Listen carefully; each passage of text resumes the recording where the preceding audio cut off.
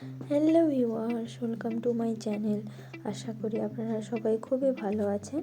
তো আমি আপনাদের জন্য আজকে পঞ্চরত্ন সবজি ভাজা নিয়ে এসেছি।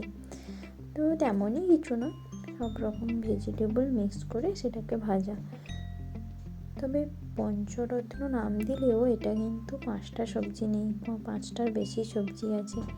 তো এইরকম যদি আপনারা ভাজা খান তো একসঙ্গে অনেক রকমের সবজি খাওয়া হবে। যারা সবজি খেতে খুবই ভালোবাসেন তারা আপনারা এভাবে সবজিকে মিক্স ফ্রাই করে ভেজে খাবেন। রুটির সঙ্গে, ভাতের সঙ্গেও যাবে, তবে রুটির সঙ্গে ভালো মানাবে। এভাবে একবার খেয়ে দেখবেন, খুবই ভালো লাগবে।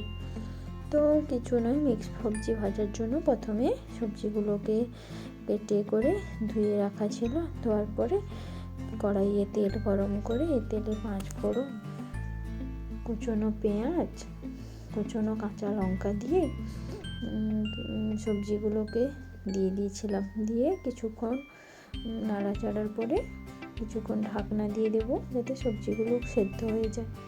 এভাবে কিছুক্ষণ ঢাকনা দিয়ে সবজিগুলো ভাজতে থাকবে যাতে সবজিগুলো সেদ্ধ হয়ে যায়। যতক্ষণ না সেদ্ধ হয় ততক্ষণ পর্যন্ত এইভাবে ঢাকনা দিয়ে ভেজে নেবেন। আর কিন্তু কথায় কথায় বলতেই ভুলে গেছি এই কী সবজি নিয়েছি।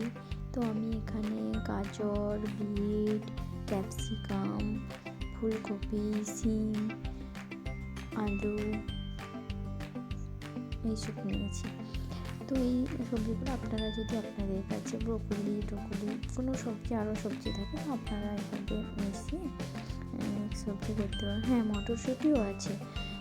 তো এইরকম সবজিগুলো ঢাকনা দিয়ে ভেজে তারপরে যদি সবজিগুলো সেদ্ধ হয়ে থাকে তো নামানোর আগে কিছুটা জিরে গুঁড়ো, কিছুটা ধনিয়া গুঁড়ো এবং সামান্যটুকু লাল মির্চ দিয়ে দিয়েছি।